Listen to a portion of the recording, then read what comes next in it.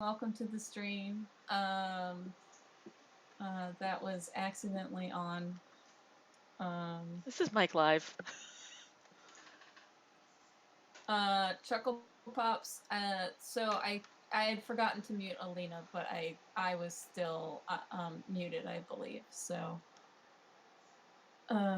sorry that you heard secret things. Hey, y'all. Uh, anyway, I'm gonna draw some uh city between stuff Hey, while we Kel, who work. are you? And where can we find your comics? You can find my comics at kelmcdonald.com. It's about werewolves in the future. Good, good, good. These are things I like. I am Alina Pete. You can find my comics at alina-pete.com or at weargeek.com. And I'm going to draw us as something today. What should I draw us as? I don't know. We were just talking about I'm lower I'm decks. Maybe we're Starfleet yeah. officers. Yeah, we can be Starfleet. That's good. They're okay. They're all right. They'll do. Uh We'll draw us with those big lower decks eyes too. yeah. Lower Decks is indeed fun. The newest episode has I told you already off air. There's a robot fucking a bird. Good, Um, good. and That's what I want for my Star Trek it's fiction. very funny. It's like a parody of James Cameron's Avatar. Um, Good. Oh God, there's another one of those movies out now, isn't there? there's one coming out. I don't know if it's out yet. Um, uh, I've never seen, nor do I wish to see, uh, uh, weird fetishization of indigenous peoples, but in space. yeah. Not my bag. Not don't want to see it. Not interested.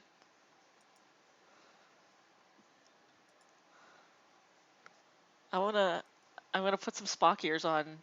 Ow, no, no, not on me. You need the Spock ears. I'm gonna do little trill dots,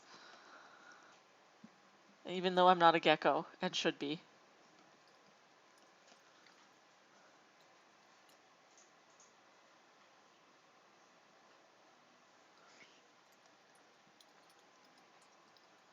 And then Kel, you're gonna be a Vulcan. That checks out. That's I figured. I figured that was. Uh, Actually, no. I've got a really good picture. Here we go. Let's do this. I'm so full of rage though. Yeah. Can I be a Bajoran? They're overthrowing fascism. That Oh, makes that's them good. cool. I like Bajorans. Either way, you're very grumpy about me on my overenthusiastic hug. Yeah, that feels good.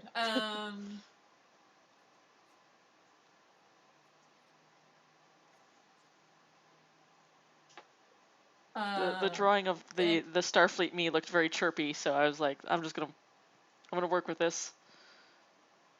I this week I watched I turned my Hulu back on. Cool, cool. I basically I switched streaming things. Um and so I turned Hulu back on as I'm about to turn HBO off. Right. So I was catching up on all my Hulu only things. So I watched Hulu's new show Reboot, which is about folks working on a reboot of a sitcom. Mm. And a lot of the jokes are like generational jokes, like old Hollywood guys versus folks that want to do new things in Yeah. TV. Um, kind of, while it is funny, also feels like a defanged BoJack Horseman. Yeah, I was gonna say they did a bunch of those jokes really well on BoJack. Especially the Yeah, 90s era where they had the like owl girlfriend who was stuck in the yeah. 90s. 80s. I thought it was the 90s because she No, specifically it's had the the like little. 80s. Um, Either way, she was very funny and I liked her. yeah. Because the joke is that they keep saying, she fell into a coma in like the mid to late 80s, and his show started in like Oh, 91. that's right. That's why she So doesn't know who he is. who he is too, yeah. Um, and so uh, this is like, so it was a sitcom that ended 20 years ago. Mm-hmm. Um, and you find out in the first episode, the lady who wants to reboot it turns out is the daughter of the creator of the sitcom. Gotcha. So the reason why she wants to reboot it is because the sitcom is like, the dad character of the sitcom is like his self-insert. Gotcha. Her Um, shitty dad. and but the thing is that he left her mom, and so the sitcom is based off the family that he had with a different lady. Gotcha. Like, so in the reboot that she is pitching, the reveal for the reboot is that a 20 year early 20 something shows up and is like, surprise, the dad of the sitcom had a secret other family that he abandoned, and we're gonna deal with that stuff. Fascinating. And so the daughter is like her self insert. And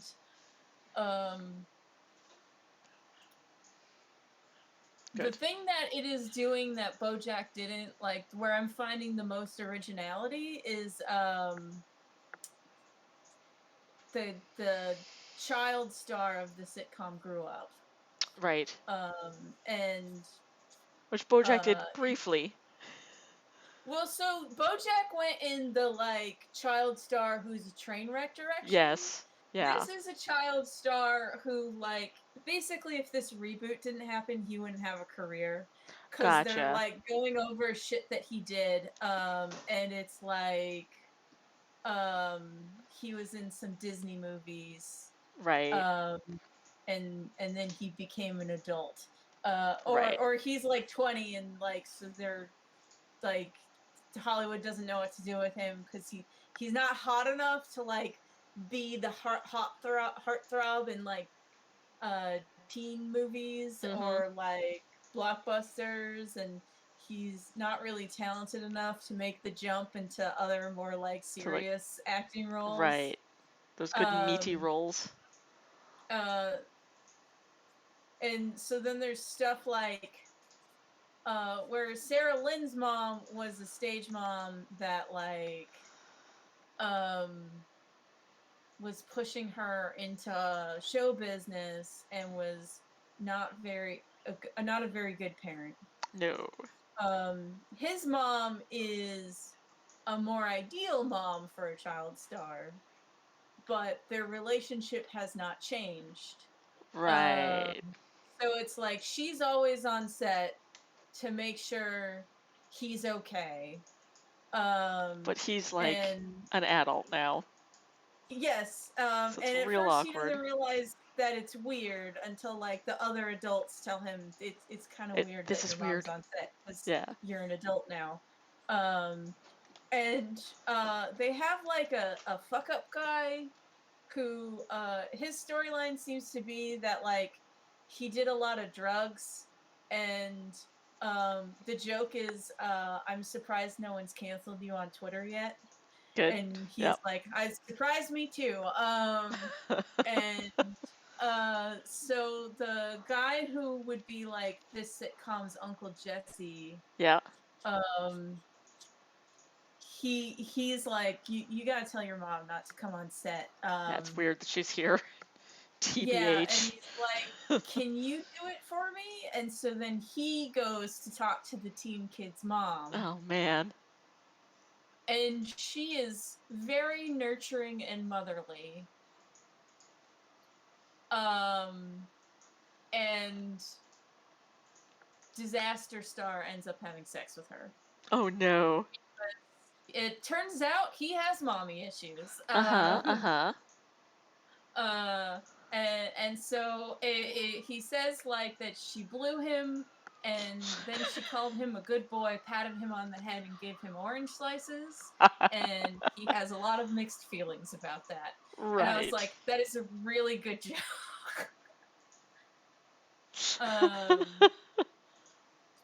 and the Oh other boy. thing is that they're doing with the child star is the executive producer of the show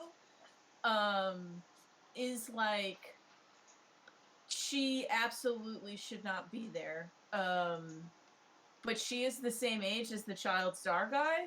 Gotcha. Um, cause she's like a computer whiz who was working for a Silicon Valley tech company, that got acquired by such and such, that then got acquired by this, which then got acquired by Fox, and then Fox got acquired by Disney. So like she explains how she ended up working there. Right. But now she's a top tier executive, even though she's like 23, so she's like age appropriate with him. Right. Um, and is get him being completely emotionally stunted, and like sheltered to stay a child, is having a oddly sweet like romantic relationship with the executive that's in charge of the Fascinating. show. Hi Onion Knight. Hey, So Onion. like those are the two plot lines that like don't feel like lesser versions of stuff that happened on BoJack Horseman. Um, so I appreciate that, but like a lot of the other stuff kind of feels like It's yeah. You're like, uh, okay, we've seen these jokes in a better right, format. like we've seen them. Yeah, we've seen better versions of these jokes on BoJack. Like it's still funny, And and I'm joke probably and gonna jokes keep with watching teeth. it. Yeah. Yeah. Um, because you also get stuff where like because the teen boy, the the the former child star wants to ask out the executive, but he knows like that's not okay. He asks the new head writer of the show to ask HR what he should do. And uh, is then told, you are allowed to ask her out once, because if you do it more than once, then it is harassment. Right. So then he panics because it's a lot of pressure because he only gets one shot.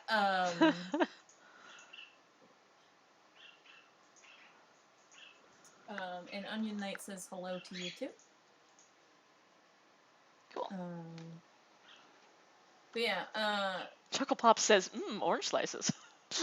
yeah, orange slices. Orange slices for doing a good job getting blown. That's a weird thing to get orange slices for. Did I tell you about the one time I was craft services at a filming here in Vancouver? No. That was fascinating. My one friend called me up and was like, "Hey, Lena, you know how to cook, right?" And I'm like, yeah." And she was like, "Do you want to cater a filming stay that I'm on? We haven't been able to line up catering." And I'm like, "I don't have any food services training whatsoever. Just have you worked at a restaurant before?" And I was like, "I mean, kind of, not as a chef." And she was like, close enough. We'll pay you Good enough. real good to come up for a couple days. But we'll give you a bunch of money to go and like buy food for people." And I was like, okay, well, I've worked at a feast before, so like I know how to buy food for a large amount of people. Didn't it start when they just wanted to borrow your cooler? Huh. Yeah. Oh yeah. Lane reminds me. It started when they wanted to borrow my cooler because they wanted me to like go and get the stuff and then use my cooler to store all the food in. And they were like, actually, the person we had lined up for craft services bowed out, so we now need you to run the craft services table. And I was like, I have no food safety training whatsoever. Like, you got there? Yeah, and so I showed up, and then I was like, I guess I'm making meals for everybody. This is weird. But one of the things that I made and prepared for everybody was orange slices, because it was a show with kids. they were filming, like, it was like a science hour, so we needed snacks for the kid actors that were healthy. It's kind of I feel like the making sure the former child star like isn't a disaster Yeah. is one of the better things the show did. That's a good joke, and I'm very amused that I have made Yeah. orange slices Um, for actors. Yeah, that was a weird 2-day shoot. I did not that week expect to not be drawing comics and to be feeding random actors. Another good thing is Vancouver, man, it's weird this is here. more a thing that really bothered me. Like they made a joke of so the new showrunner has her writers that she all hired, which are all gay people of color. Mm-hmm. And they're all suggesting jokes that like the show's creator doesn't understand. Good, good. So then he hires his writers because he's like, no, we need the old hats at writing to like help us get shit done. And they're all What he means is, I need a translator. I don't understand any of your jokes. no, these aren't gonna help him translate. They're all old people like him. Like so it just divides the writers' room. But when he's defending their credits, he says one of them worked on the show Dinosaur, and the current show Dinosaurs for Disney, and the current Good. showrunner wrote for Giant Puppets is not the mic drop that you think it is, dead. And I was just sitting there like, Dinosaur was fucking great. Yeah, that was a great show. That was well and it written. was also like, she said that she wanted to have like commentary on society. I'm like, if you're gonna have to include an old writer, guy who worked on Dinosaur That's a is good choice. great bet. Like, yeah, that's a good choice. So I got offended on Dinosaur's behalf. Like, We don't had a take shots conversation at at Gen Yeah. Con this year about how good Dinosaurs was, and like the jokes still kind of hold up. Like some of them are dated because they were like stuff that was going on in the 90s, but like some of them are like, yep, this tracks. It's real good. These giant latex dinosaur puppets knew what they were talking about. Yeah. They talked about, like, I love that their anti-drug episode is not really anti-drug. Nope. It's just like anti-making anti-drug episode. Yes. They're like, we're contractually obligated to talk about this, so we're going to, but not in the way that you expect. Yeah.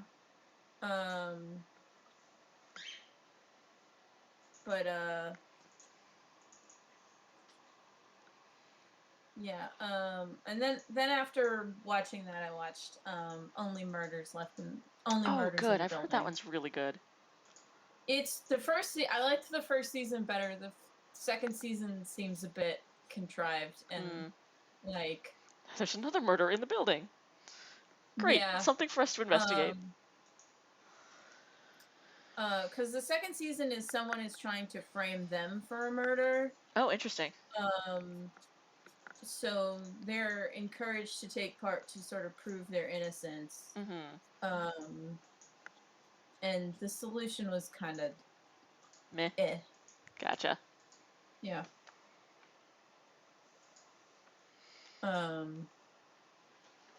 I got the urge to watch some Murder, She Wrote today, because obviously, R.I.P. Angela Lansbury. But, Did you see that tweet going around about how Angela Lansbury moved to Ireland to save her daughter from some creep that kept hanging around her daughter? I did. And then that creep turned out to be Charles Manson. So good job. Good job, trusting your Angela. gut, Angela Lansbury. Yeah. That's a hell of a close call.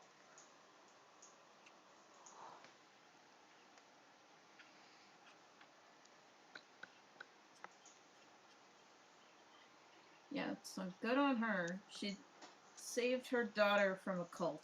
I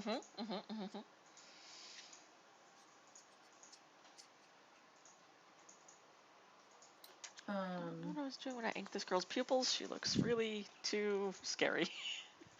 Gonna redraw those pupils.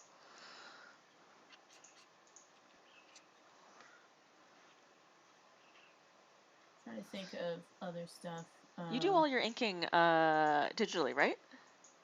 No, I do my inking traditionally. I That's what I pencil thought. digitally and I color digitally, and then my inking is done with a brush and ink. That's what I thought. Do you ever run into the thing where, because you are inking physically, it'll sometimes look different when you scan it in? So like line work that you thought was not too thick before you scan it in suddenly becomes like a little bit too much when you're viewing it very close. I print it fairly big, so Okay. that has not happened to me, mostly because I printed up at 11 by 17. I actually need to get a new 11 by 17 printer Oh yeah. because mine keeps having issues. It does not like to grip onto paper anymore. Oh really? Yeah, so I kind of have to run a piece of paper through it like multiple times these days. To actually get it to print. Yeah, so Boo. boo. I gotta remember to print something this week. I have one of those like liquid refill things for my printer, but it's very sticky with the ink. So if you don't print something every week or so, it basically dries up, and then you have to run the head cleaning program a lot. So now I've just tried to be like, okay, regardless of whether you need to print your thing or not, in color, print it anyway. Print something. Or you will not be able to print when you need to.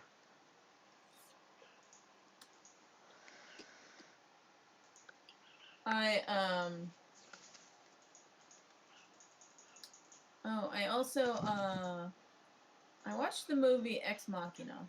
Oh yeah? That is a movie that is interesting. I think maybe could have been better. I don't remember that one. What's that one about? So, there is a billionaire guy who, main character wins a contest to go to his boss's house. Turns out contest was rigged. Because after signing a bunch of NDAs, he finds out that his boss has made a robot lady. Ah. So he is there to talk to the robot lady to see if she passes the Turing test. Oh, maybe I did see this one. I think is it like in this weird futuristic-y kind of looking house, but it's all set Yeah. in? Yeah. Okay, yeah. I think I walked halfway in on this at my sister's house once. And so parts of it are interesting. I feel like the end is kind of a letdown. No spoilers, but I seem to remember that as well. I checked it out because I saw someone posit a theory, or how they interpret the ending, and how it's different from everyone who updates the Wikipedia pages interprets the ending. Because it ends with robot lady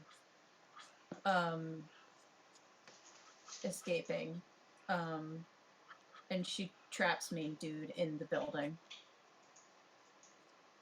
Supposedly to starve to death because, like, he can't get any food up there. Yeah, and she did not need to eat. Yeah, so, the person, whose YouTube is, there's Sean on YouTube, and so they made a video about how, the main character actually, quote unquote, fails a test to see if he is a trustworthy, good person. And that's why he does not get included in the escape plan. Because there's another robot lady that the main character did not realize was a robot. And he does not, upon finding out there's a second robot, he does not communicate to the robot his plan with the robot that he is in love with, that they're gonna escape. So it's kind of this person theorized that like not caring about this other robot lady, he failed the test that sees if he is a trustworthy person. Right. Because it's, does he want to save her because he has grown attached to and loves said other robot lady who can talk? Or does he want to save her because as a thinking thing, she should not be imprisoned? Yeah. Strong themes of like using sentient people as slaves in yeah and it's technology kinda, therefore whereas so that is how he is interpreting the end of the movie, whereas most people updating the Wikipedia were like, oh yes, she was evil and manipulating him all along, and that's why she trapped him in the house when she ran away. Interesting. And I don't remember enough about that one. It was probably because I only saw half of the movie. I was like, watched the last half of it going like, I vaguely have an idea of what's going on. I guess this is happening. So, so it's kind of like, I can see where both people get said ratings, but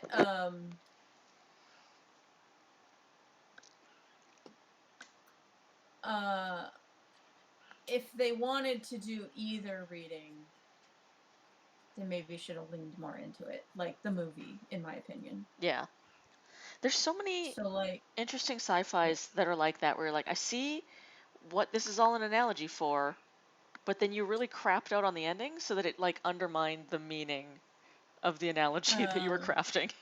Yeah, so it's kind of like, because if she is just evil and manipulating him, then that makes the whole movie really like, oh god, watch out for those evil robots, they'll get you. But or also like, or is this an analogy for like, you can't trust women because they'll manipulate men? And then you're like, is this written by a misogynistic tech bro? Because please no, this is awful, I hate it. But then if the YouTuber Sean is right, then they could have done literally anything to show the two robots connecting. Yeah.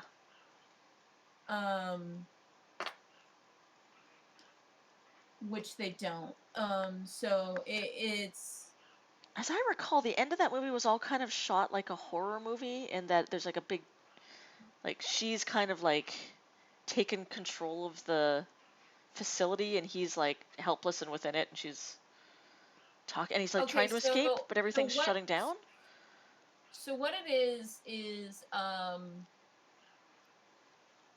the how the future house keeps having blackouts, and that's the only time they're not getting spied on by the tech billionaire. Right. So when they so it ends with main character gets tech guy drunk, and that's when he finds like that there were previous robot models, so the robot lady that he likes is probably gonna get destroyed as soon as he makes a better model. It's when he finds out there's a second robot, and he then tells the robot, I'm going to make a blackout happen again, and like I'm going to use that to like change all the access codes so you can control the smart house. And then we can escape. while he's passed out. And tech billionaire guy is like, I put in a secret camera that isn't connected to the main power grid because I figured you were up to something.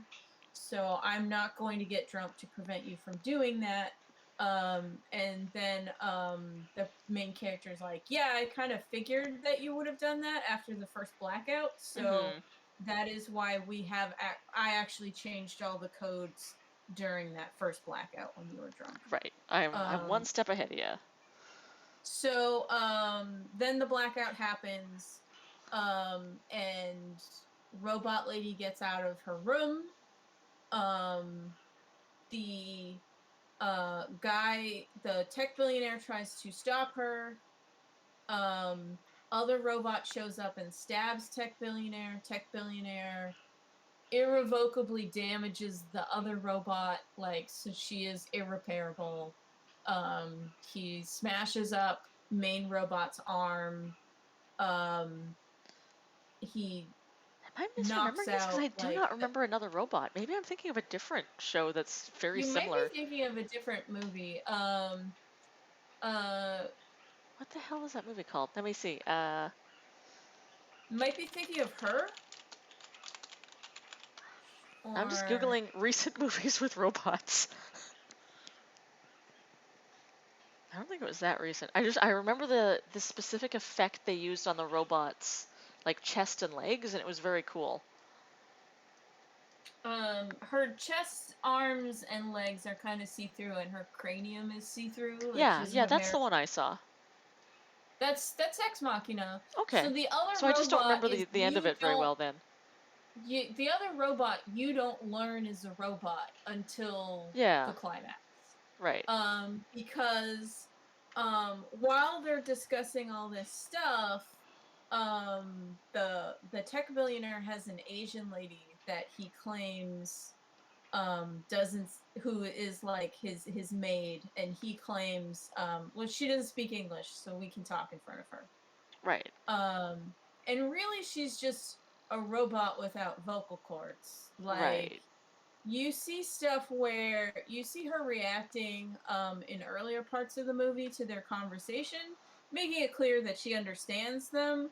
But at that point, it's more like, well, she could just be a corporate spy, like, who's pretending to not Isn't the early part of the movie English. like they're being introduced to a bunch of the people who worked on the facility on the robots? And there's kind of like some red herrings? The cast is just tech billionaire, main character, main robot, Asian lady. Huh. I don't remember this one very well You at might all. have mushed two movies together. I probably might have. And so yeah, so basically the main character gets knocked out during the big final conflict with the tech billionaire, where the tech billionaire is murdered.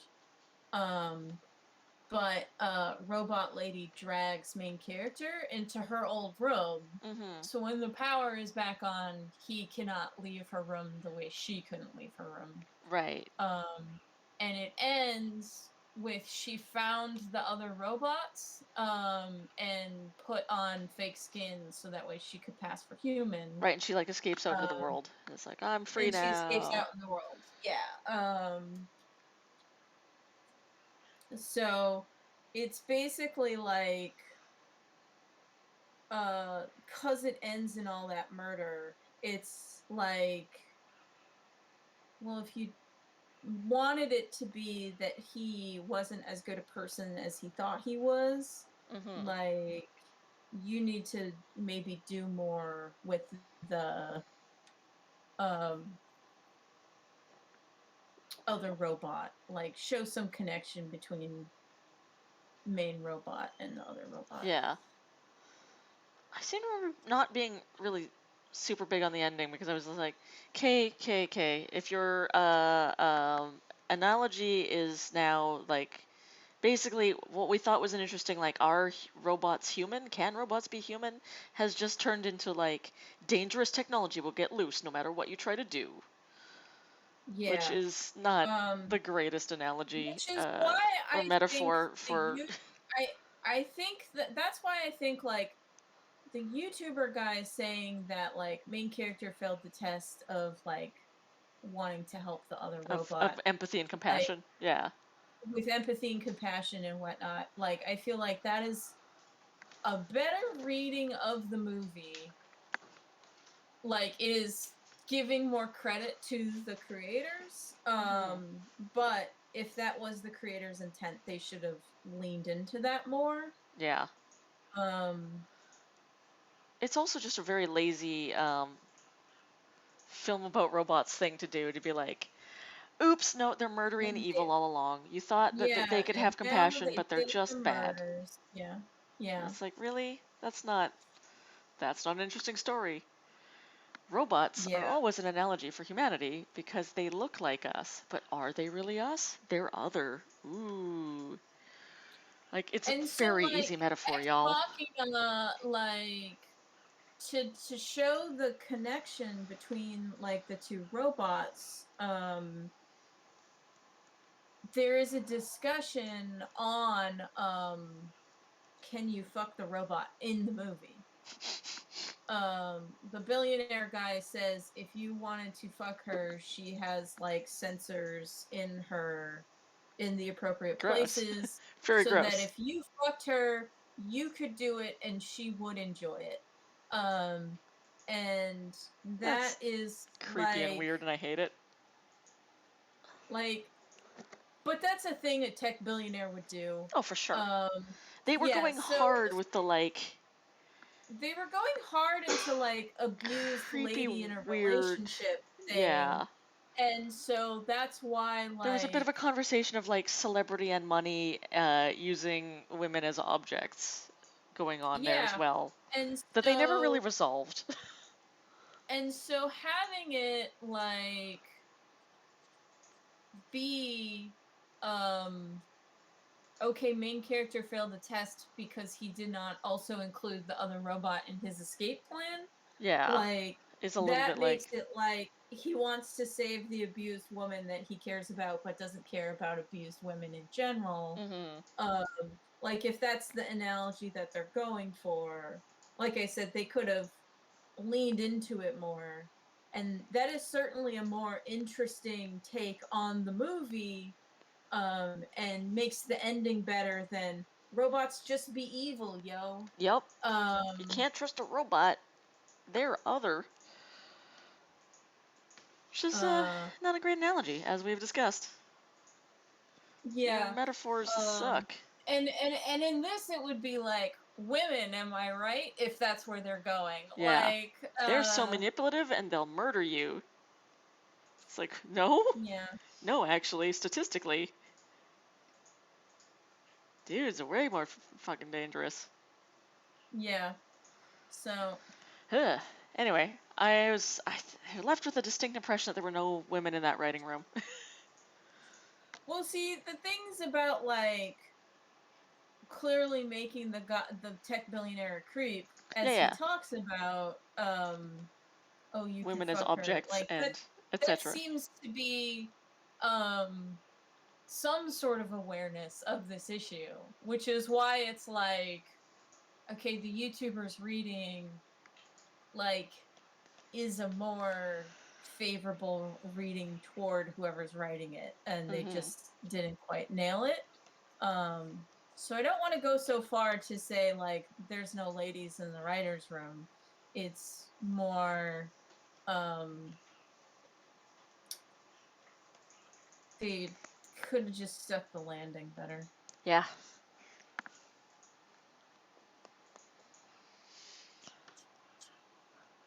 Well, I have not watched a lot of things the past couple weeks, except, well, no, I sort of have. So I caught up on She-Hulk. I'm now ready for the final episode this week. Been enjoying it so far. There was a very fun support group episode that was sort of a bottle episode, and I really, really enjoyed the writing on it. Good. I like a good bottle episode. Bottle episodes are nice. They're very fun. I've still Marvel, sworn yeah. off all things Marvel. Yeah. Like I was tempted to watch Werewolf by Night, and then I read stuff about it, and I was like, all right, this isn't going to give me the stuff I want anyway, so. I have not watched it yet, but I tend to because I love Hammer horror. I was like, this is just catnip for me. I need to watch it. Well, from the summary, like, let me know if it lives up to your Hammer horror hopes. Because the summary does not make it sound like a Hammer horror. Does. Really? Huh. I'd heard that they leaned pretty hard into that, but maybe they leaned hard into that for Marvel.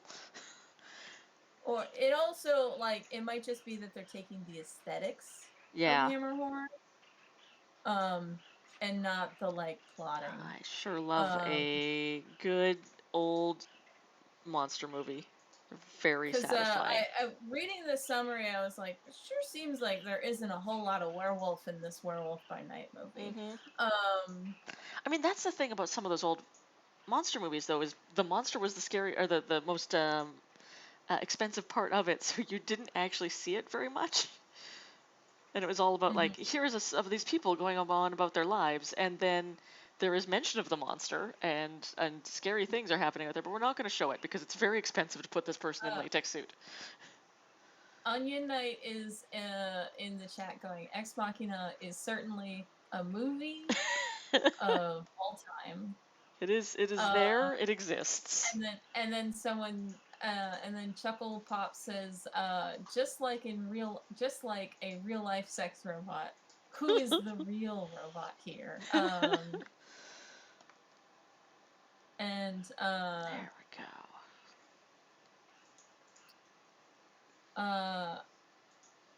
I've been doing my Werewolf Night movie afternoons. How's that been going? It's been well. So we watched American Werewolf in London, and then we watched Wolfwalkers. Good. I love Wolfwalkers. Wolfwalkers is great.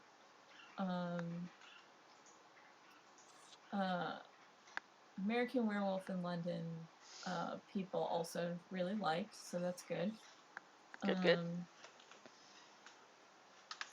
I always forget how funny American Werewolf in London is. Yeah.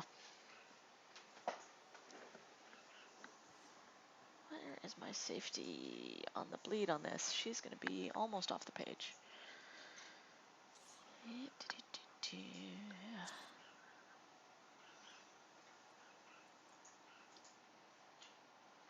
I'm going to make that a little smaller, I think. I'll just have to draw more, but at least she'll be mostly in the safe area. There, that'll do. I got a page with full bleed, which is always exciting. Apparently, Interview with a Vampire is really fucking good. I've heard it's very gay and very it's theatrical. Gayer than the books. Yeah. Like theatrical's maybe not the right term for it, but it's like they leaned into the drama real good. Good. It's very satisfying. I mean, they're all melodrama. Like that's what those vampires went on. Yes. There's Oh God! Speaking of vampires, brief aside. So this past week, the White Wolf role-playing company released their rules for, or at least the tribes for Werewolf the Apocalypse, or Werewolf the Apocalypse. They're doing the rewrite. Yeah. So I think I've told you before about my rants about how so they tried to do native tribe-themed werewolf tribes, and they did it very poorly across the board. It was like one of the most problematic role-playing games out there. Like one of them was based off the Cold Ones. Yep. Even though they did not have. And how I've always had really mixed feelings about that game because when I played in Saskatoon, we had a lot of native players because there's a lot of native people in Saskatoon, and we all played that tribe because it was neat. It's kind of representation. We can sort of actually be native in this role-playing game. That's new. and exciting, but also like we're aware that we shouldn't be saying this, and it's not a great representation of our culture and stuff. But whatever. We can play Native people in our role-playing game. That's awesome. And also, it's the early 2000s, so we don't have any representation anywhere. So we'll take even bad representation. That's great. So I'm glad they're rewriting that. Their changes look really, really good. I don't know if they've had any Native consultants on it, but I sure hope they do. Especially since, so they wrote out the cold one, but they have changed what used to be the Octena to very Lakota themed. And their bad guy or big spirit that sort of oversees them is the Horned Serpent, which is an actual thing in Lakota legends. So I'm like, you're just running into the cold one problem here again, unless you're not. I don't know enough about Lakota culture to be able to speak to that, but sure hope you had some consultation on this, y'all. If you're gonna write Native things into your role-playing game, make sure you have someone Native around to talk to. Have you That's all I'm saying. read the webcomic Wildlife? Oh yeah, Pascal La Paz? Yeah. Yeah. I constantly, I don't talk to her regularly, but I Yeah. do frequently wonder, how's she doing with representation there? Pretty good. I'm not up to date on it. I'm several chapters behind, but from what I was reading before, I was like, no, this is cool. I like it. It's good. Good, because that's the thing I was just wondering while flipping through it, because I do really like it. I was just Yeah. There's a voice in the back of my head that's like, is this okay? I am even okay with come on, brain. British guy has coyote in his comic. Gunner Creek Court. Gunner Creek Court. The only thing that made me a little bit like, I don't know, bud, was when he started selling plushes of coyote, and I'm like, that's a little bit like you're profiting off of the representation of our cultural representation here. That's getting a little. You're literally appropriating a thing from our culture to make money off of, and that's not cool. Yeah. I was fine with you just drawing it in your comic.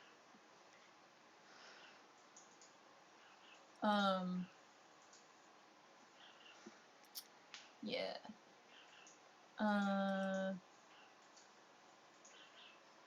I have other thoughts on Gunner Craig that I will not say on air. No. The summary is that it's boring now. But there. There. I have to draw a train. Why? Why is there a train? At least I don't have the. I didn't write this one, so I can't blame myself for writing a train coming towards the camera. Retreat go last week? Pretty good. It was. We got a little less writing done than I'd hoped, but it was a real last-minute thing. A friend of mine got a cabin for basically free and was like, hey, can you all make it out next week for a writing retreat? And a friend of mine and I were scrambling to be like, I guess let's move stuff around in our schedule to make this work, because that'd be really cool. So I was working on some that YA novel that I've been writing for a while. I got a little bit on that, and I got some more writing done on the last chapter of Weregeek, so edging a little closer on that now too. That's good. That's good. How many pages do you think you got left in Weregeek? 25? Real close. Yeah, it's real close. Are you good at titles? Maybe? Alright, so Next City Between story. Yeah. Is about a vampire. Good. Who is trying to find who made them a vampire. In City Between World, vampires get the memories of whoever they eat. Right. And so trying to find the vamp that made her is not going well because she cannot remember what memories are hers and what memories are the vamp that, or her victim's memories. Right, yeah. and I have finished writing it, so I'm ready to jump in when I am done with Murky Water. There's only 6 pages left of Murky Water. Nice. At least 6 pages for me to draw. The folks who are reading it online, you got maybe like 15 left. Yeah, because you got a buffer. A pencil buffer, not really an ink buffer.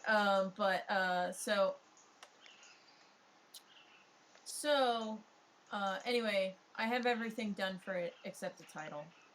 Cool. And I don't know what to call it.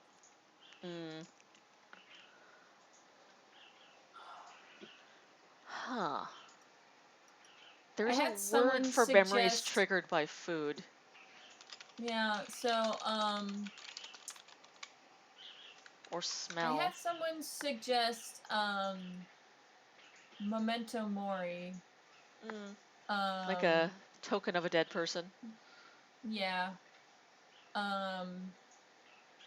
And Memento Mori might be okay, but, maybe Remembering Death would be better. Someone else recommended Reflections in Frosted Glass, and I like that thematically. I like its vibe, but that also feels like a mouthful to say. Oh, this is okay. So this is what I was searching for: a Proustian memory,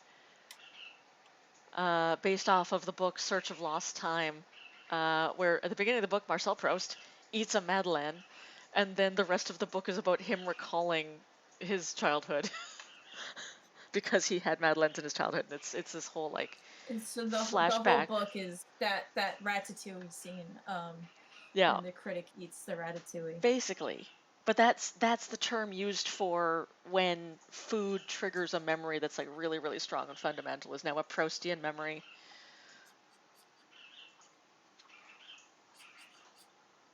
That could work. But basically, part of me wanted to get reflections in there, because when you think back on a thing, you're reflecting on it, but then also vampires don't have reflections. Ooh, but you could do a cover page that's like a vampire staring in the mirror and it's blank. Yeah. That's good. But I don't have a good thing to call it.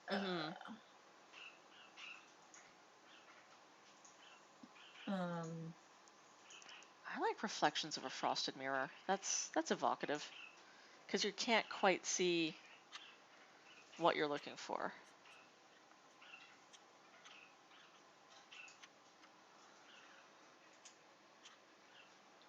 It's a mouthful to say. I'm thinking like when I'm at a con and saying like, this is about this, like.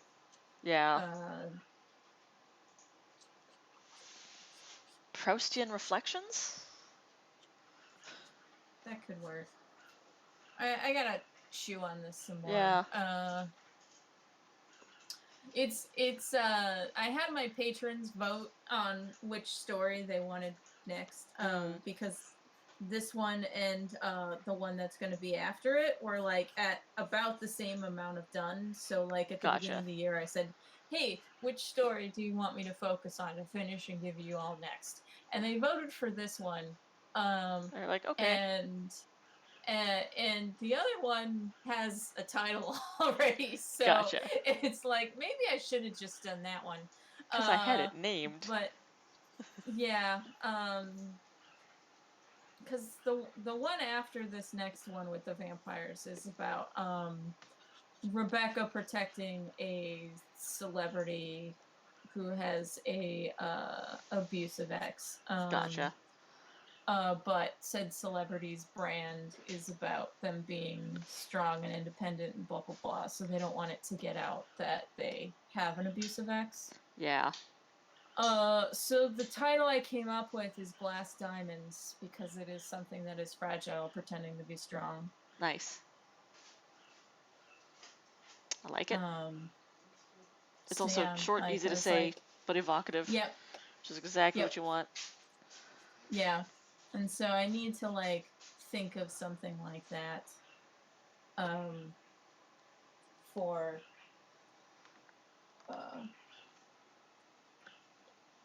this next story.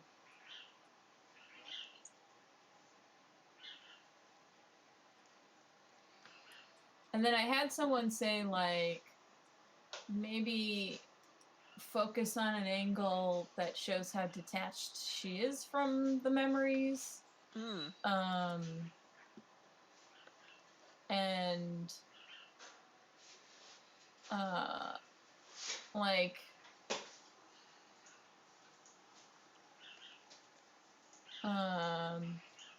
they were like stories you tell, a life passing by, etc., emphasizing that she is not 100% connected to the memories that she is having. Right. But I don't know.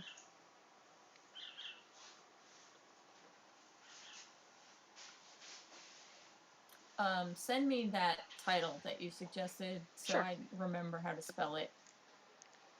The something Let me response. do that now so I remember.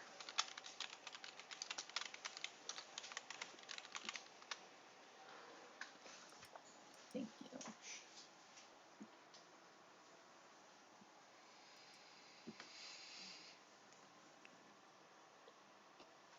Read another real good book this week. What There's one? a short story called, oh, come on, brain, don't crap out on me now. Psalm for the Wild Built. Yes, that's when I read it. I love it. I love that one. It's and then so I read good. the sequel. The sequel's good too. I just downloaded the sequel. I need to read that one. I'm very excited to read it. Yeah. I like the whole concept of T-monks, this like comfort peddler slash like therapist situation. But Love I it. like that it's about burnout, basically. Yeah, me too. And then the second book digs into like the way their economy works. Cool. I want to learn more about that because I like it. Like the first one makes it seem very post-scarcity, and I want to see how far they go with the post-scarcity solar punk world. Well, so it's kind of like she explains that you do stuff for people, and while you will never get denied a thing, if your account gets really negative, that's how society tells if you need help. Right.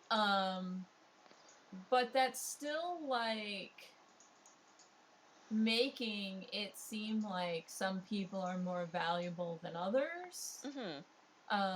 So it's like, while it is not money, or they insist it's not like money, it's still putting like a, you have to contribute to society.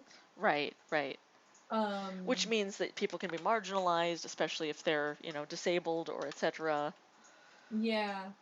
And so I think like her burnout comes from her trying to prove that she doesn't need help. Is it like other Becky Chambers books in that it's not the same characters in the second one? Like you don't go back with... No, the second one still follows Moss Cap and... Yeah, cool. Yeah. Interesting. I like the whole bear goddess thing. It's very cool. Yeah. I'd hoped we were going to get more of them, and it wasn't like other Becky Chambers novels where it was like, no, I really love those characters, and now we'll never know anything else about them, because maybe they'll like appear in the background of a different story, but she's moved on to something else she's interested in writing about. I still want more. Read the third Scholomance book. How did you like that one? I have also read it. I was a little worried when I started it because people are not happy with it. Oh, really? I hadn't heard anything about it. I just dove into it because I needed to have that story completed in my brain. So you've also finished it? Yes. All right. Spoiler warning. We're about to spoil the shit out of everything. I'm gonna put spoiler warnings on this whole episode. Spoiler warning.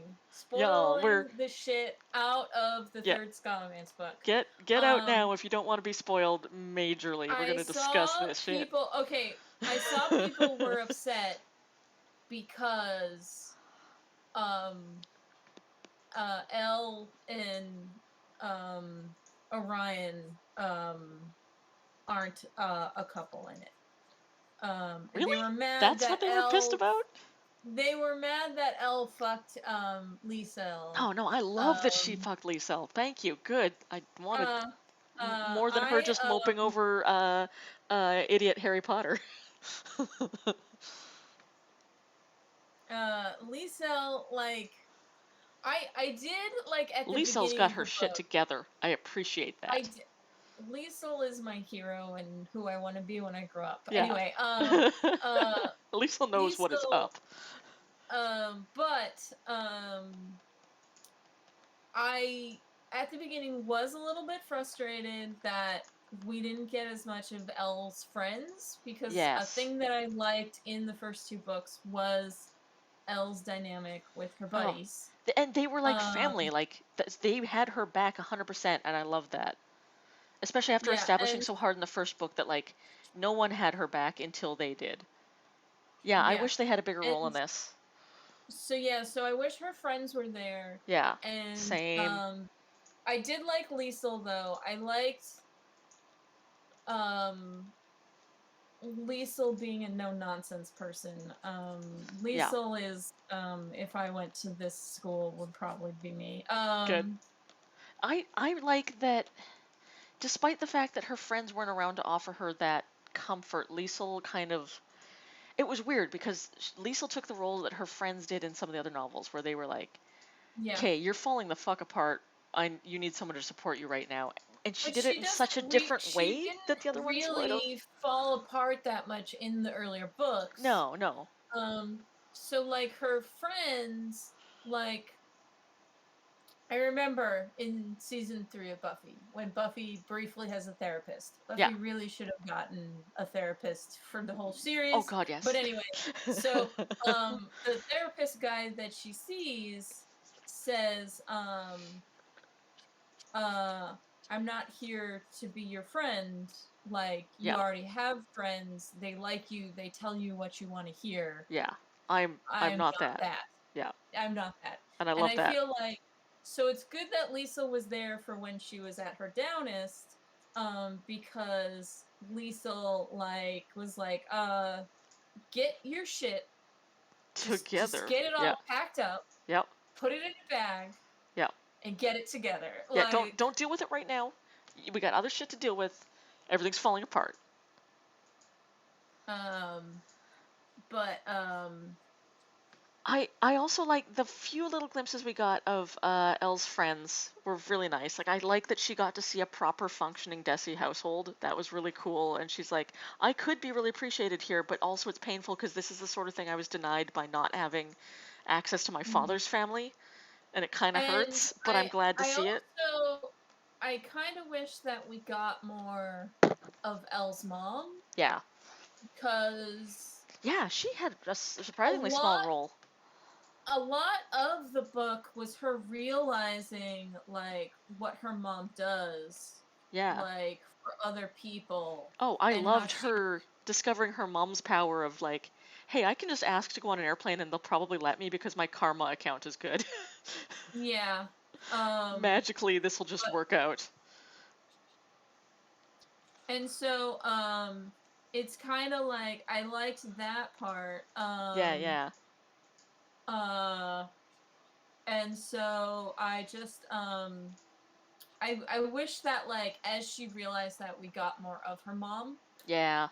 um I as soon as I found out how the enclaves were made, I Yep. was like, Ah. those who walk away from Omelas. Yep, same. Um, Same. yeah, I really appreciated that twist. I was like, oh, this is cool because she set this up in the earlier ones. She kind of knew where she was going with yeah, this. I like that. I also really like that the concept of her and Orion being the chosen ones was this reciprocal magic of like so Orion, who was like the blessed child everyone loves, is actually like just the most fucked up creature in all of existence. And yeah, she, who is like supposed to bring evil to the land and destroy everything was actually like Well, she did fulfill the she fulfilled prophecy. it, but also Um, she was like, I have had to fight so hard to not be bad. as soon as I heard the prophecy and saw her getting so mad at how unfair the Yeah. distribution of magic was, I'm Yes. like, so she's gonna destroy magical capitalism. That's what they Good. mean by And I'm glad about this. yeah, and so I support her in her destroy Yeah. magical capitalism Please, goal. please Um, overthrow the magical capitalists. Get out your magic guillotine. Whatever that um, is. I like this. and, I did not see the link with the with just how the Mawmouths were created until we saw one of them being made, and then I was like, oh shit, of course, this all makes sense now. Yeah, yeah, yeah, I like that tied up in a bow nicely. Bit of world building. That's lovely. But then in retrospect, it was super obvious, and I was like, oh yeah, yeah, yeah, yeah. No, that totally tracks. yeah. I love Elle as an protagonist because she's so Elle's a great pissed character. all the time, and I Um, love it. I So really angry. liked Soul being like so cutthroat and efficient and Yes.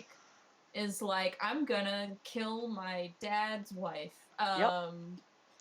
That's just what's gonna have to happen. I also like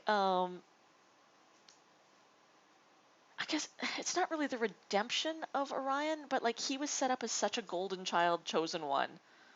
And then he's so powerless in the final one. It's all Elle's agency all the time. I really like that because I was worried that Orion was going to be Well, too big a role with his like I crazy god powers. I thought I liked the second book a lot because organizing the whole school, that like Yeah. is not a thing that Orion's superpowers would help with. No, exactly. Yeah. Yeah. And so And it was a I good kind solution of the like, there's no one person who can solve capitalism all on their own. Everyone has to work together to do that.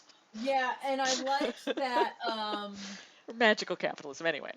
there were people that like at the end she's like, so I have to do this now Yeah. because if not they're just going to keep doing magical capitalism and Yeah. And then everyone ignore got on me. board with that. All the youth got on board with that. They're like, yeah, no, we get it.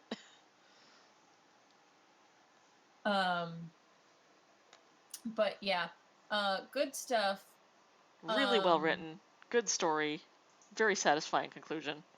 I should go read her Napoleonic Wars with Dragons series. I fucking love that book series so much. I will talk about that for the rest of the stream, if you let me. I love that stream. Or I love that series a lot. Tell me about it. Oh, it's so fucking good. That's all I know is It's so Napoleonic fucking good. Wars with Dragons. I mean, I've that's read her other stuff like Spinning Silver and Spinning Silver is Uprooted. beautiful. Yeah. Mhm. No, I first read her works with the Temeraire series, and then got into Uprooted and Spinning Silver and all of her like fairy tale retellings, which I love. But the thing, like, I read the Patrick O'Brian novels and I love them.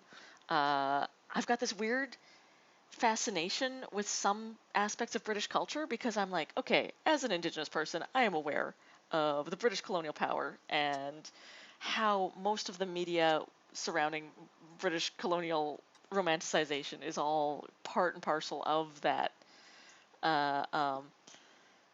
longing for that era, like romanticization of that era, which, you know, is kind of cognitive dissonance as an Indigenous person to read them.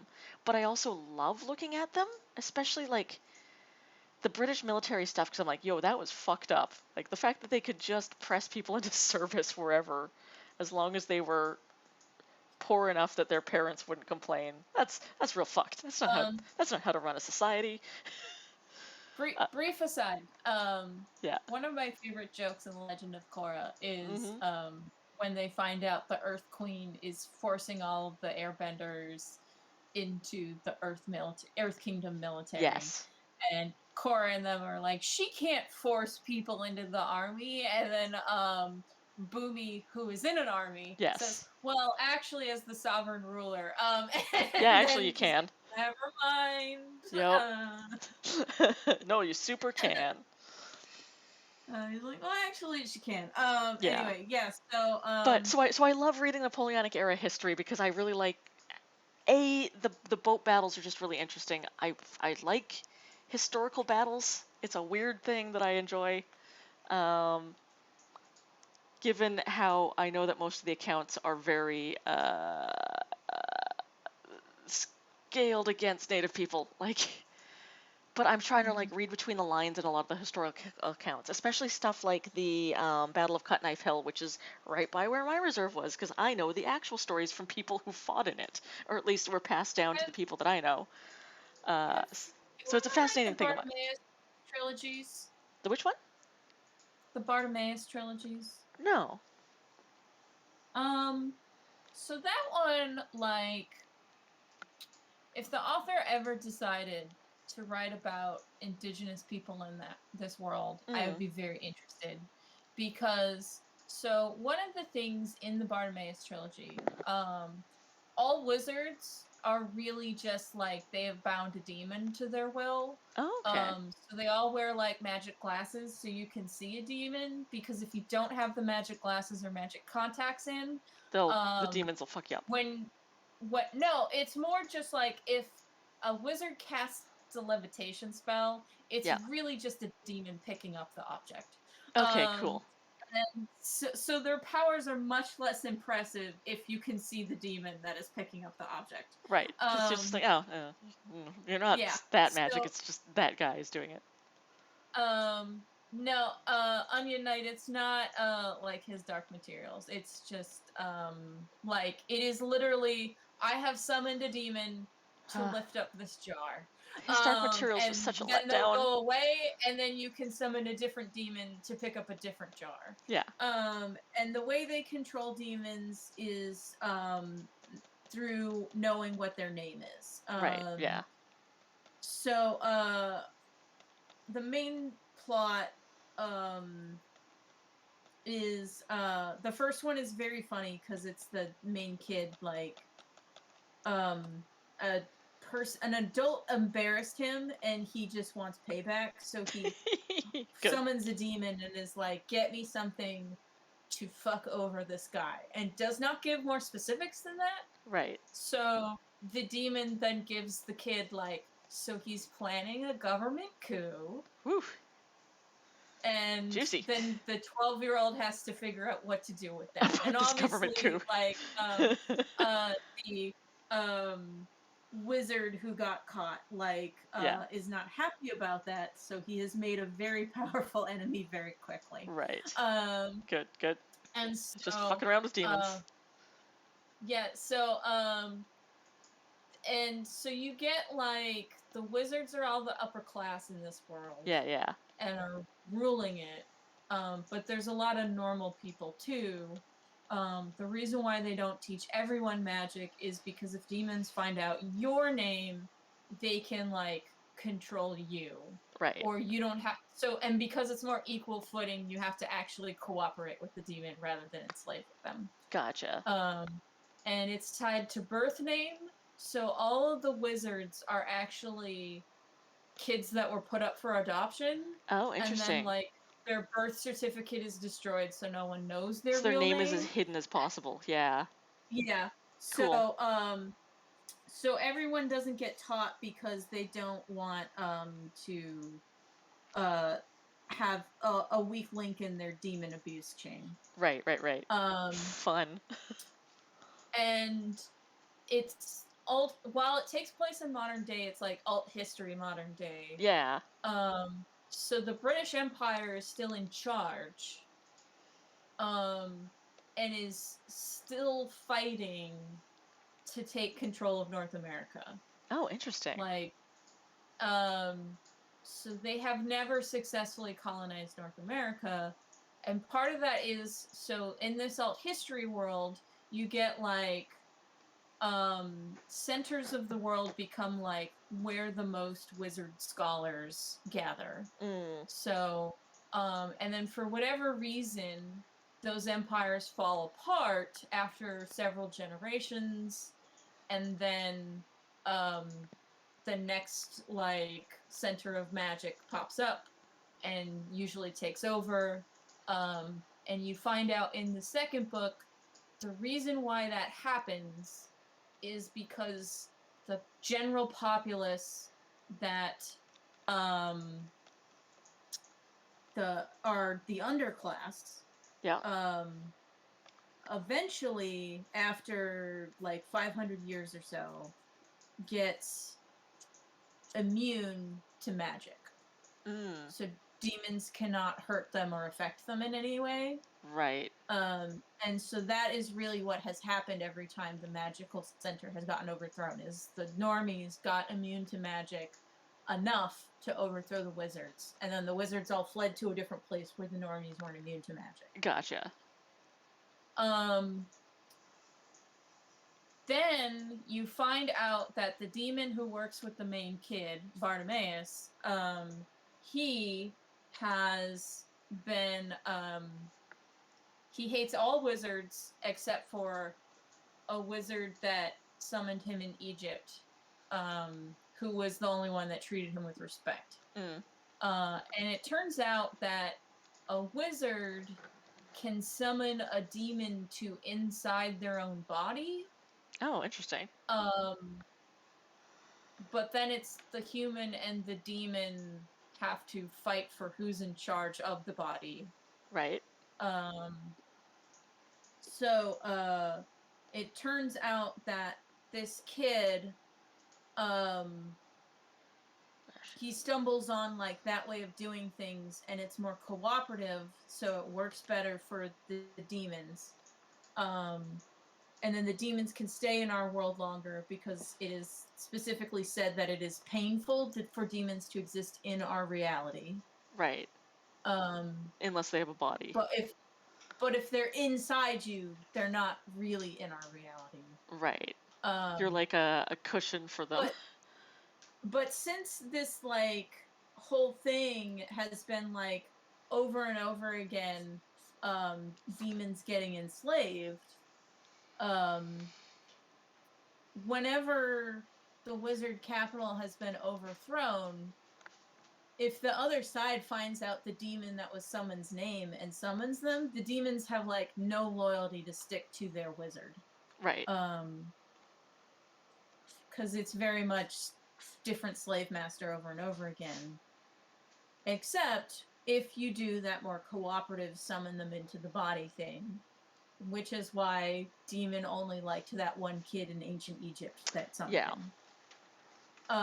It's kind of implied that is why the indigenous folks of North America have been successfully holding them off. Yeah. Is because they're actually cooperating with their demons. Cool. And because of that, the demons won't switch sides. Right.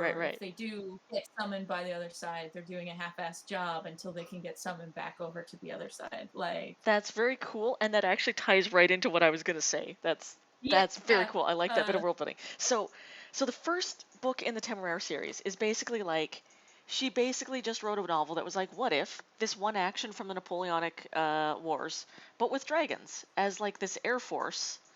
So the whole idea is there's dragons that have been tamed and they're sentient creatures. You can talk to them, but they're all kind of like a pern dragon. They kind of bond to whoever they look at when they hatch. So the British Army is controlling them by going, cool, the first thing you'll see when you hatch is one of our guys. Yeah, one of our Air Force officers. Except in this case, they were transporting a dragon egg across the ocean, and this guy, the captain, Lawrence, has this like real cushy job. He's like, yep, I'm definitely on my track to be an admiral someday. I just got to keep putting in my time as a naval captain. Everything will be great.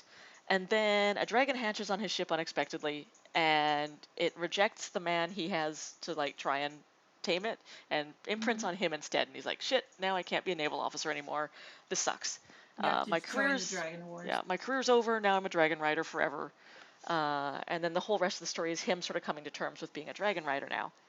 And that was fun, and it was good enough of a book that they immediately signed her on for some more books. And then she was sitting down and going, okay, now I'm caught in this weird situation where I have to go and have a British protagonist running around in the rest of the world at a period of time where the British were doing some really fucking awful shit.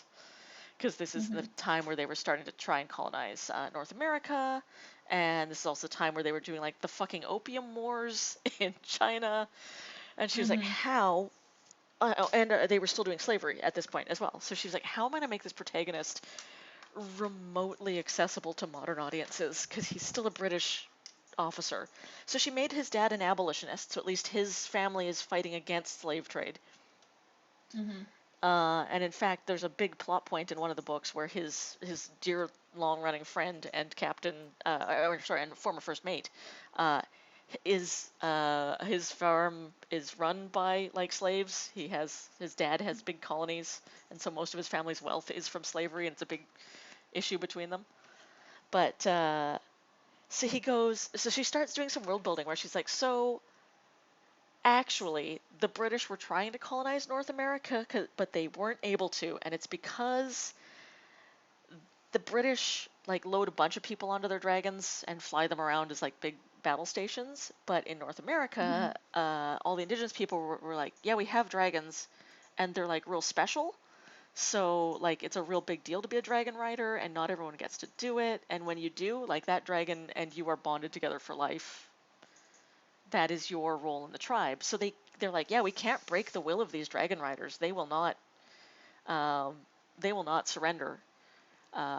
So one of the tactics that the dragons do for the dragon warfare is that like if you can get the captain that the dragon is bonded to and hold him for ransom, the dragon will stop fighting because they're like, no, don't hurt my guy. That's my guy. I love him forever.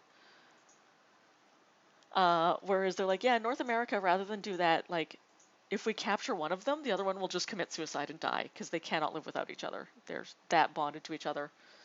Damn, I don't know how we're going to break these people. And then it turns out later that they don't.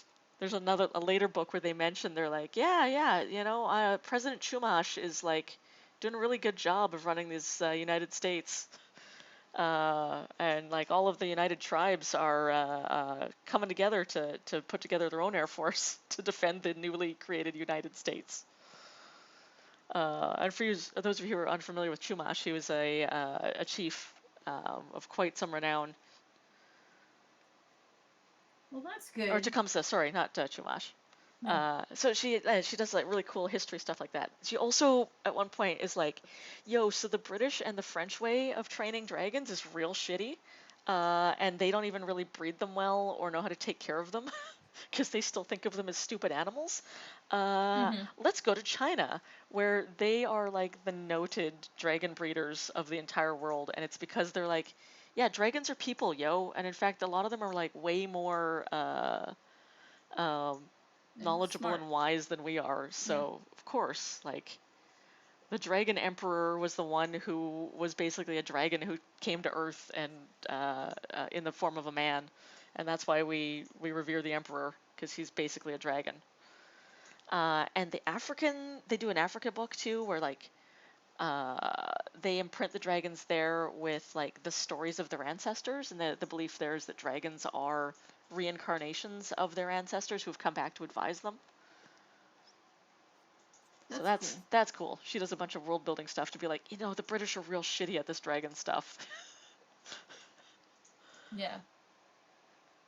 That's good. That's Very cool fun that book. she goes into it because, like, Bartimaeus trilogy, like, I brought it up because I figured they would be connected. And, But yeah, it's kind of like just implied because it's basically the Revolutionary War, quote unquote, has been going on for 300 years, and they can't figure out how to end it.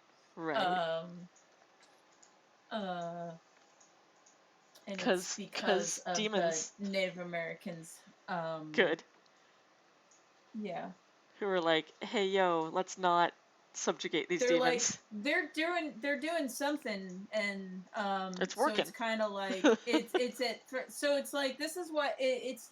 So like I said, it's implied but never confirmed because they're just like, oh, they're doing something. It's weird. Like their demons keep fighting for them, even if they're like not like like even if they get summoned by the other side or whatever. Yeah. And That's cool because that so fits in with beliefs where it's like, oh yeah, sure, in England and Christianization you would call them demons, but like elsewhere in the world they'd just be spirits. yeah. And there's all kinds of protocol with how to treat spirits and show respect. So like Yeah. that tracks.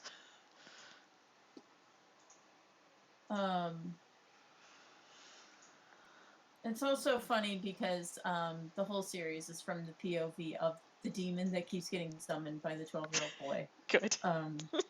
So he is an all-powerful demon that has to get bossed around by a 12-year-old. By 12-year-old. Good. But this 12-year-old's not treating him as shitty as everyone else, so maybe not so bad. Well, at first, the 12-year-old, like, so the thing is he finds out the 12-year-old's name. Gotcha. And so he sort of forces the kid to not treat him as shitty. And the kid keeps summoning him less because he needs him and more because if I do not have him out and summoned, another wizard could summon him and ask for my name, and then they can use spells against me. Right. So he is really just keeping the demon around so no one else can summon him. That's kind of working out for both half of them. the time. Which for the demon is better than some jackass summoning him. Yeah, but exactly. It's still like non-ideal because, like I said, it's painful for them to exist in that reality. Without a body to hang out in. That's cool. I like that. Yeah. But it was pretty good.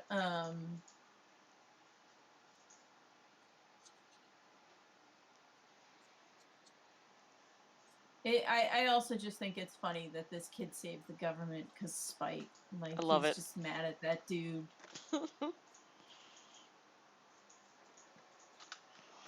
Oh, also, she figured out a way to have ladies in the British military.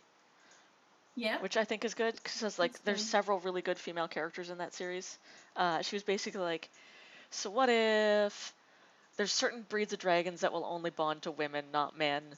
So, but the British are still really weird about gender and stuff, so they're like trying to hide the women in their forces. They don't let them out much, or they make them dress up as men and hide. But the women are like, you mean I don't have to get married? Awesome, great, let's do this. I want to be a dragon rider. At least the ladies that want to sign up for dragons. Exactly. So they're dragon lesbians. Yeah, dragon lesbians. Checks out. It's good. Some solid world building.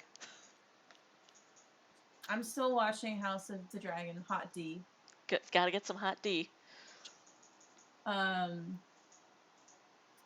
It is frustrating because it keeps being like almost good.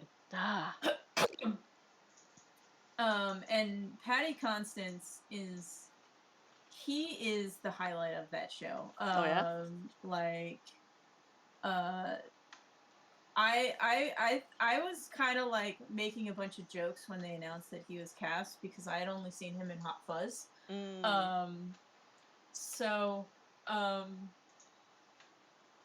He is like a guy that just wants everyone to get along. Like, gotcha. So he's very endearing because it's like everyone so like after multiple episodes of everyone fighting, the princess tries to like make peace with the queen by proposing that her son married the queen's daughter. Right. And when she proposes that, it cuts to the king, and he's like, yeah, great idea. I'm excited for this plan.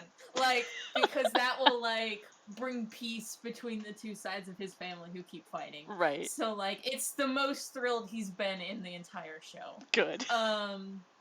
And it's just like, and then the queen ruins it by being a shithead. Of course. And a hypocrite. That is the theme of everything in the Game of Thrones world is like, some shithead will ruin everything. Anytime there's nearly a peace. Yeah. And then, like the newest episode, he is like a running thing through the whole show is he keeps cutting himself on the Iron Throne and getting infections that are like horrible. So like Yep.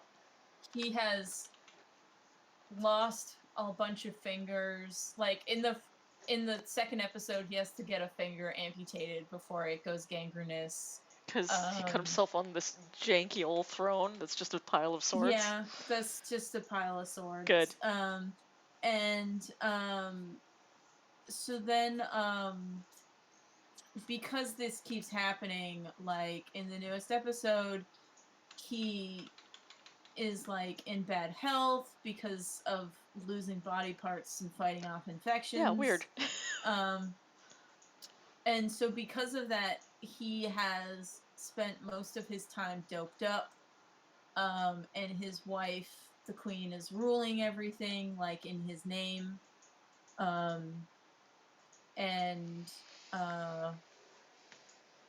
There's a big important decision that like his daughter like begs for his help because if he doesn't put his foot down, she's basically fucked. Right. And so because she does that, he refuses painkillers the whole day and like limps into the throne room in the middle of the meeting and basically yells at everyone,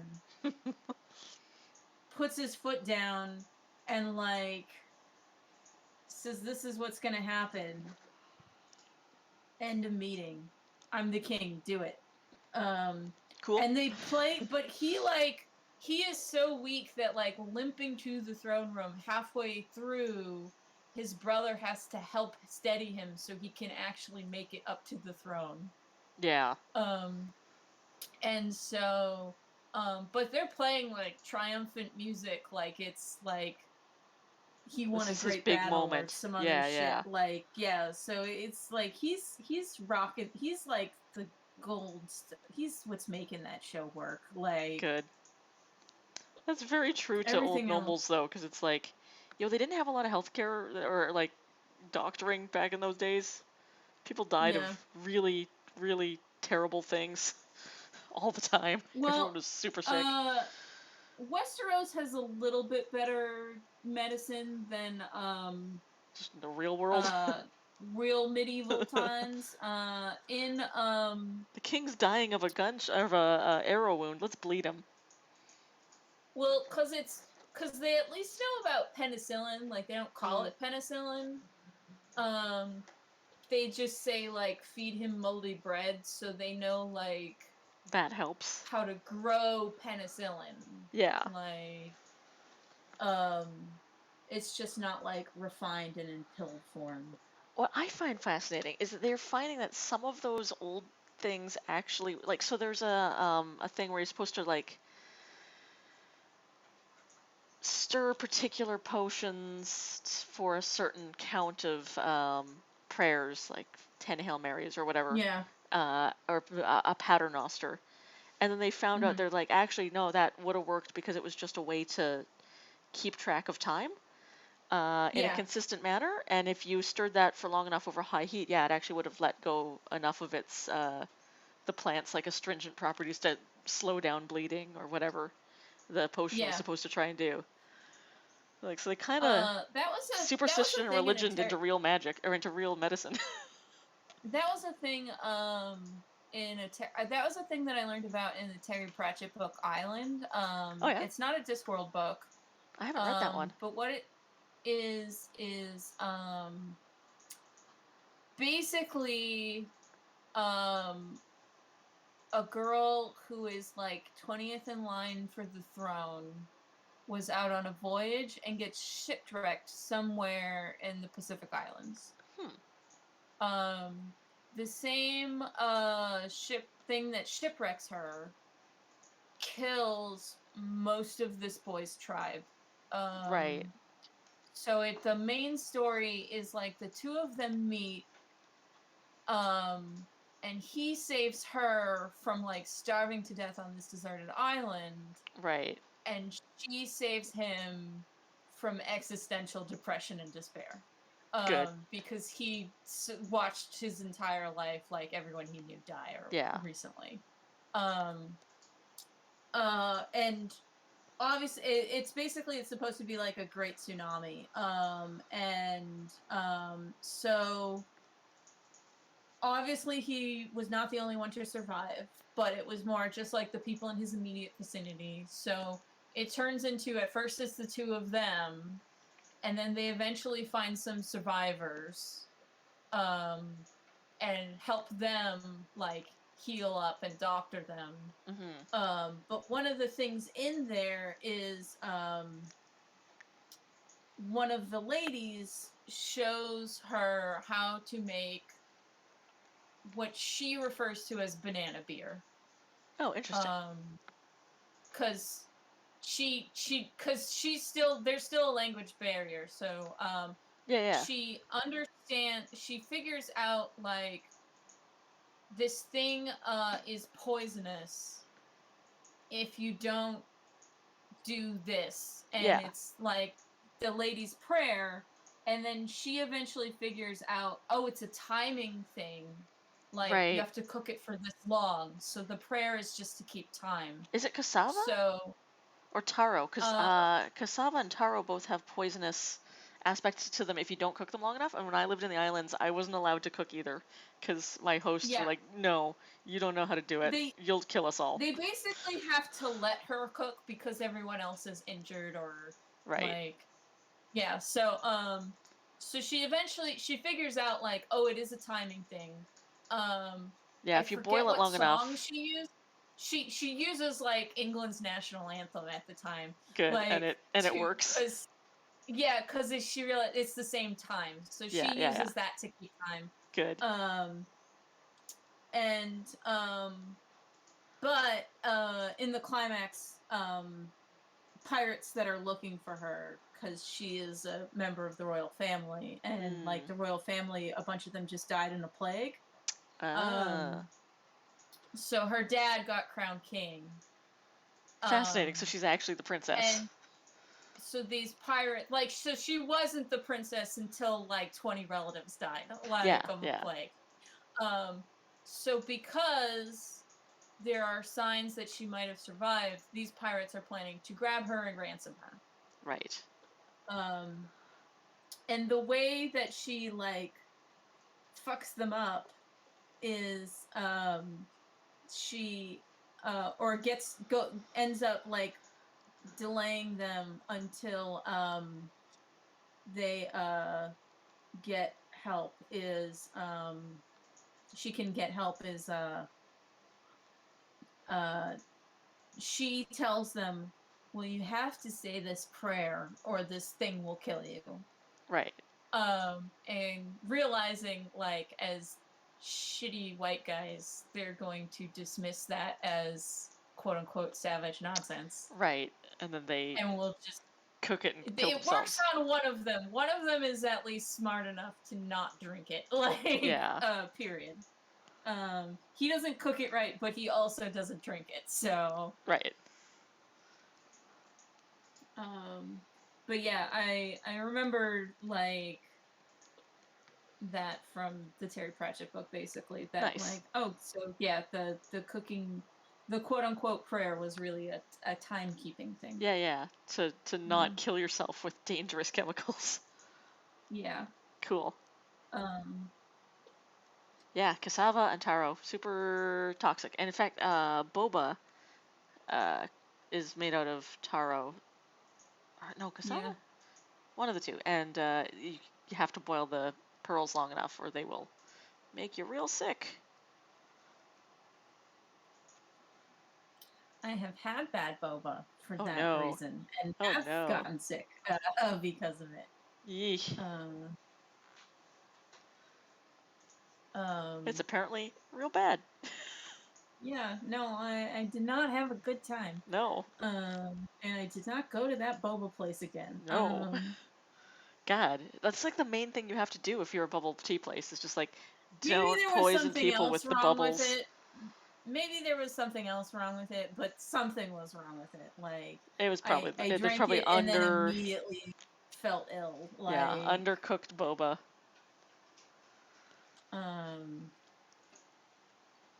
but yeah, Island's a good book.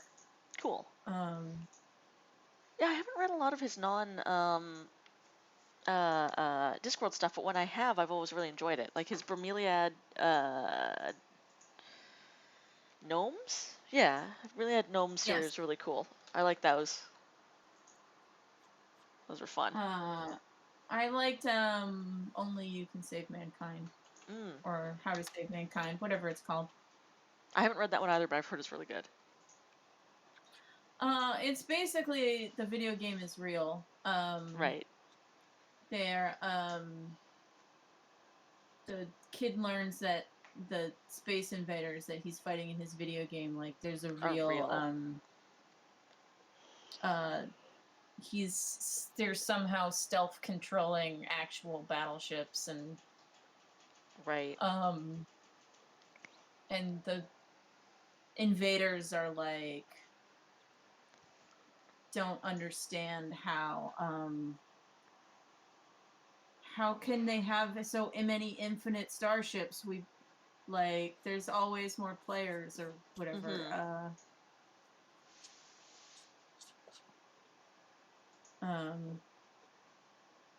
Like fighting this hopeless war that you'll never win because it's not being played. Like they don't understand how like because they don't get to respawn. Yeah.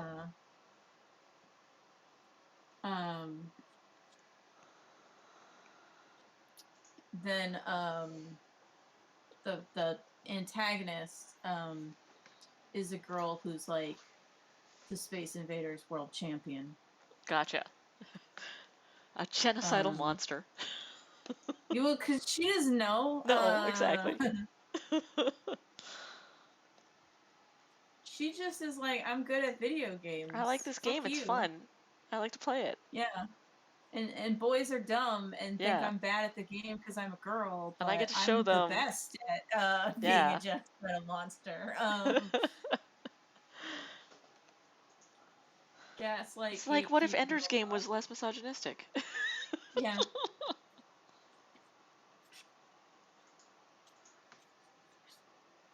Or was written by somebody who's not misogynist. Yeah. Because Ender's Game was actually, pretty decent. The book, not the author. I remember when all that came out about Orson Scott Card, and there was just a blog where someone posted, okay, Orson Scott Card is a homophobe and is against gay marriage. But if you poll like 50% of the country, they agree with him. Yeah. And they're like, so I would like to point you to crazier shit he has said on his blog. Good. They're like, everyone's focusing on the homophobia, but while disappointing, that is more run of the mill like than this shit. I would like to point you to nonsenseness that is going on. And he pulls up blog posts from Orson Scott Cards about how Obama is going to deputize the Bloods and the Crips and have them assassinate his political opponents. Oh yeah, because all black people know each other. Yeah, well, it's also just like spewing racist garbage. Yeah, that sounds about right. Like, and getting really into like QAnon before QAnon. Like, oof.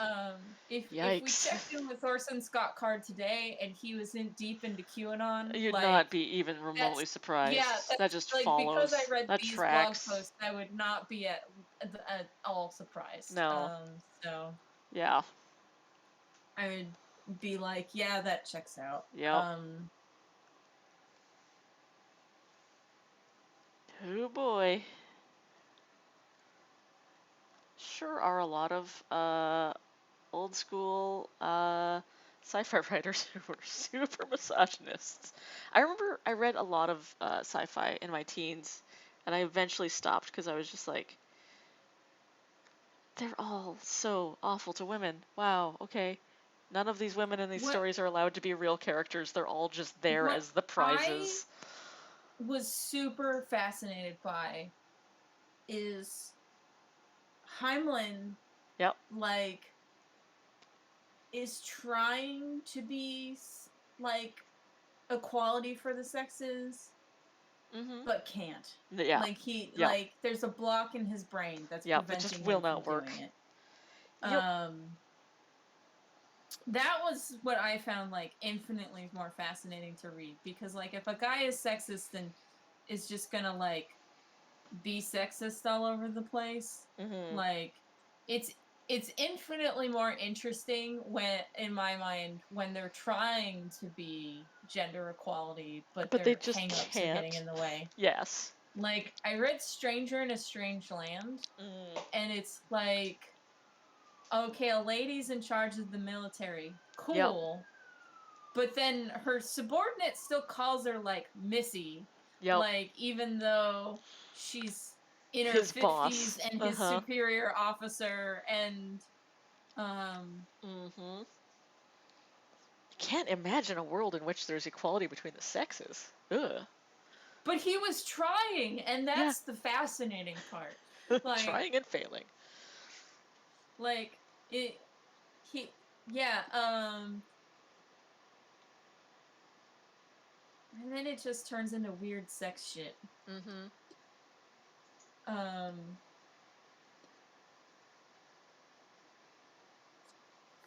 and then I remember I was talking to Kevin about this, is like, so when there are a lot of sci-fi authors of that time, when they tried to push equality, their view of equality was usually being in the military. Yeah.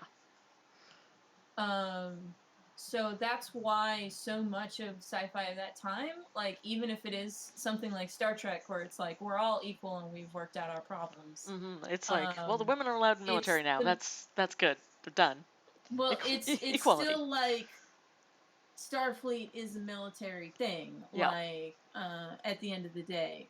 So it's like um Gene Roddenberry walks away from military experience with, it sure was nice to have, like, not have to worry about my food and clothing and like where I was going to sleep that night, like so I could focus on my job. Yep. What if that, but And in space? yeah, yeah. And That's a bit of a so broader view. and then Heimlin's like, yes, everyone is in the military. Yes, in the future, that is the ideal for humanity. He also had gender neutral bathrooms. Huh. So that's a thing in Starship Troopers. Like, it's in the movie, but it is also in the Oh, book, right. that they all shower together and all have the same locker room. Interesting. So, it's like, you got some weird ideas, sir, but But, not all of them are bad. Yep.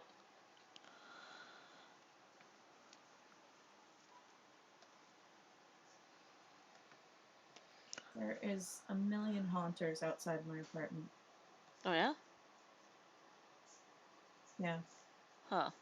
Because it's spooky season, so Pokemon Go said, what if haunters were Oh, everywhere? good. I'm glad. I like a haunter. I have 3 perfect Gengars, Nice. but I only have 1 perfect Eevee. I need more perfect Eevees. Yep. Gotta get the trans Eevee and the garden lesbian Eevee. I made my lesbian first Eevee. perfect. I made my first perfect Eevee in Espeon, because Espeon's my favorite. Yeah. The next one will become an Umbreon because Umbreon is my second favorite. Good. Then I there aren't that many good fairy types, so I'll probably do Trans Eevee after those two. Gotta do Trans Eevee. I mean, I have all the evolutions. They're just not perfect. Yeah. Gotta get a good, perfect one and park it in a gym. Gotta get the perfect pokes. My favorite Eevee design is split between Espeon and Leafeon. I just really like leaf types. They're good. Grass type Pokemon, yeah. So, my Espeon is perfect. I have a 98% Flareon. Nice. I have a 96% Leafeon, Sylveon, Vaporeon, and Umbreon. Nice. That whole set. But like I said, I need perfect pokes. The best pokes. Only the finest bespoke Pokemon. Yeah, my perfect pokes are the only ones that get names. Good. God, especially in Pokemon Go, where it's like the whole point of catching these is just to grind them up into candy and then never see them again. Yeah. So right now I am walking my perfect Meltan. No, not Meltan. He's the big metal spider looking one. Oh yeah. Metang? Metagross. Metagross. Yeah. My perfect Metagross' name is Skynet, and I'm good. Currently walking him so I can max out his CP. Good. And then I have a perfect Lugia I gotta walk. His name's Skymaw. Excellent. Yeah, I have multiple perfects of Pokemon I don't care about. I also have 3 perfect Charizards. Good. What is an underrated Pokemon that you really love? I only care about Eevees. That's I'm fair. a basic bitch. I fucking love a Pidgey. That will come as no surprise to anyone, but I love a Pidgey. They're very good. They're just the most bird Pokemon. Just give me a good bird. I have a perfect Scaraptor. Huh. I like those. Yeah. It's not an Altaria, which is my second favorite bird Pokemon, but it'll do. Because that's a bird that's also a dragon. Yeah, I like a bird dragon. If you know me, you know there's 2 things I like, and it's birds and dragons. So bird dragon, perfect. I really like. I forget his name, but he turns into Hariyama. The little dumpling guy. He looks like a little pork bun. Yeah, I like the dumpling man. He's good. Yeah, he looks like a pork bun. I like him. So maybe that's my underrated guy that I like. Good. Good. I feel like fighting types get the worst designs. Yeah. Dumpling Pokemon. Makuhita. Makuhita, yes. Little dumpling boy. I love him.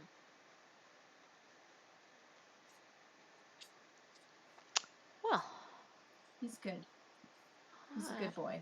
Maybe it for me for tonight. I gotta find myself some reference of an old-timey train so I can finish off this panel.